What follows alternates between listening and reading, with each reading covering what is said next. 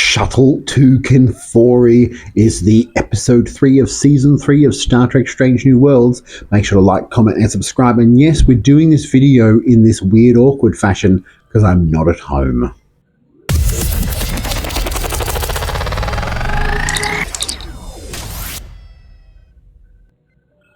So the episode, if you haven't seen it, there will be spoilers. I will be talking about spoilers. And it is really good. I don't know what they've been drinking for season 3, but some good eps this season. So first things first, we have Captain Patel, as we all suspected, is not getting better from her gone in pregnancy. So she is getting painful and ill and bad. So they come up with an idea to go to a planet and get a special flower of which has properties to help her. Spock initially goes, yeah, I'll go down. Pike says, no, I'm going down. M'Benga goes too. So they go to this planet. It's in Klingon disputed area. It was knocked off during the war, so neither of them has sort of a saying to where it is. Pike and M'Benga beam down. This is the best use of the AR wall I've seen, where it's sort of the background to a lot of set dressing in the foreground. I wish they'd stop doing like deserty stuff. But overall, it looks fantastic. So they go to a science lab. This is where scientists were. They find the flower relatively easily. The Enterprise is up in space. Una has a wacky Princess Leia hairdo. Do not know why. Really weird. Ortega's is getting a bit, I want to say, choppy and being a bit insubordinate. And then they discover a Klingon ship is hiding in the area. A shuttle flies through this asteroid belt that's there, down to the planet, destroys Pike and M'Benga's shuttle, and they are stuck there. Then they're hunting Pike and M'Benga, and they're about to kill them when we get space zombies. That's right. Space zombies. I was okay with this. I thought it was really cool. Really some gruesome shit in this episode. I like the Strange New Worlds is willing to go a little bit more gory and more realistic. It's more enjoyable for me. So some of the Klingons get killed by zombies. Pike and M'Benga run away to escape. Also zombies, Klingons and human zombies. They escape to another room. The scientists talk about how the grain was contaminated with some stuff, and they get essentially turned into zombies. And Pike makes a joke about them being zombies, but we don't want to call them zombies. I swear we've heard that somewhere before. But yeah, it was a really good sort of start. They get attacked by zombies again. They have to go to the roof. That's the only way that they can sort of get up there, send a message. Meanwhile, Ortega's is arguing a plan of which no one agrees with. And they decide to go with Spock's plan, which is to slowly approach the planet.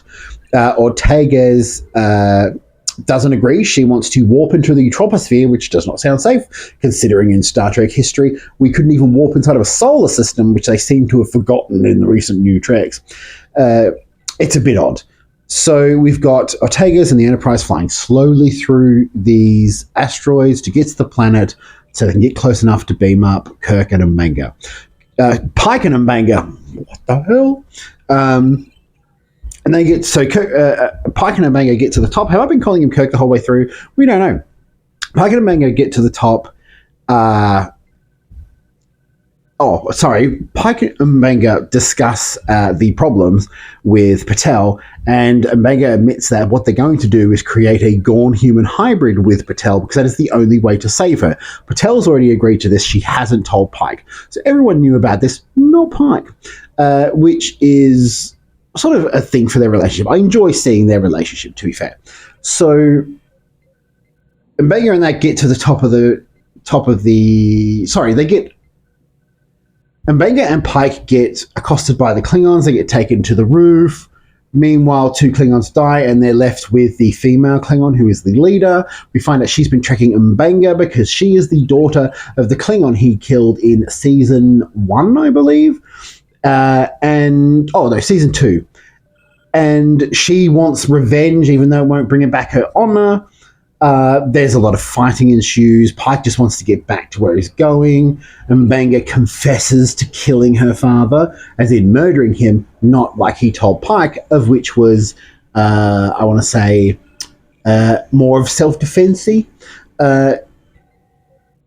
And Pike believes him instantly, and there's an interesting friend thing going on. I don't know why there's an interesting friend thing going on.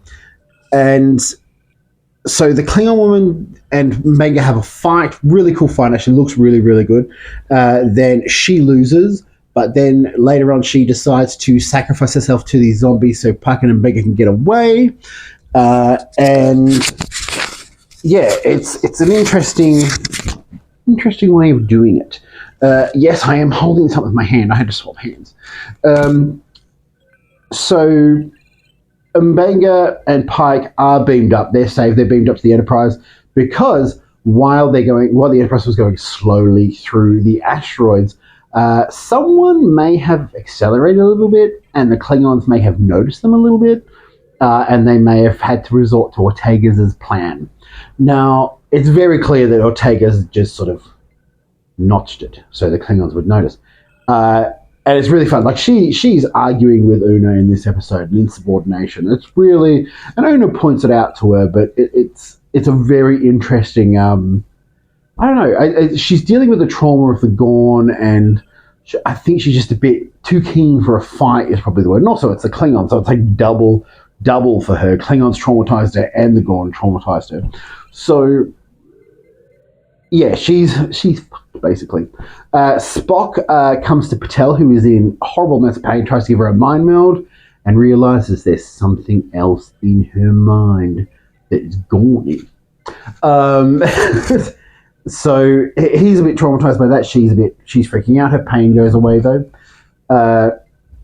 As I said, Pike and Mbanga get back to the ship. Patel and Pike have a discussion. She's like, I know you wouldn't have let me done it. And he goes, no, you took away the chance for me to support you and be there for you and help you with the emotional stuff. Lovey, lovey, lovey, kissy, kissy, kissy. And we get Ortega's being told off by Una and basically saying, you can't do this again. You can't be insubordinate again. I know that you let the Klingons know they were there. You forced us into that situation. And Mbanga and Pike were about to get to the shuttle, the Klingon shuttle. So you didn't actually help them in any way. And I like seeing this tension and this sort of dressing down of Ortega's. I think that's important sometimes in Star Trek. They get a bit insubordinate. I do find this episode is really good. There's some gruesome moments. The Klingon woman kills a zombie by just stepping on his head, and it just we see severed body bits. But overall, this is great. We've had 3 really great episodes in a row. I know there's some issues with Paramount and people and selling and Donald Trump. I might be doing a video of that at some point. But what did you think of the episode? Did you like the zombie motif? Did you like the, I want to say, Last of Us motif? Because that's essentially what this was. It was like Last of Us mixed with some connective tissue from a Klingon episode. I did enjoy, so throughout this, Jeff Russo, there was a hint of the Jerry Goldsmith Klingon music, but then the music, and it sounded weird, shifted to sounding a bit like Cliff Idleman's from Star Trek 6. Like there was a tone for the Klingons in that, and I'm like, oh, he picked my favorite soundtrack. It sounded really good anyway. The music in Strange New Worlds and in Discovery has been fantastic. It's one thing you cannot complain about. And overall, I love hearing these little motifs. It ties Star Trek a bit together. The newer Klingons are kind of growing on me. They're still a bit plasticky looking, but I do like the fact that they've gone sort of a bit back to more of the older era. They've got the tuk-tuks, I think is what they're called, or the little bladey thing. I was hoping for a batleth, but we didn't get a batleth. I suppose maybe they just didn't want to make one. Overall, I think seeing Patel dealing with the stuff, we know Patel's not going to be there. because she's not there in the cage. Oh, sorry, she's not there in the menagerie. So we know. We also know that this is ongoing because they sort of hinted at it, and the ongoing nature of it means the season's probably going to be a bit more connected than we've ever had before. Ortega's trauma is really good. I hope they deal with it properly, a little bit better than they did in Star Trek Discovery. I like Pike and Patel's relationship now. I think it's realistic. What we didn't get this episode was any hint at a Chapel Spock romance, and I was very, very happy at that. It was genuinely like, oh, we're finally done. But yeah, it was a really great episode. Was it better than the first two? Probably not, but still a really fantastic episode. Write in the comments what you think. If you enjoy this weird video format, then you're crazy. This is hurting my arm. Anyways, I'll be back next week with Star Trek Strange New Worlds episode 4, and there's also the animated series, which is coming out on Tuesday's my time, so it's going to be Monday in America. So make sure to keep an eye out for that, and obviously some random videos are going to pop up here and there. I've been Trek Trav. Have a good night.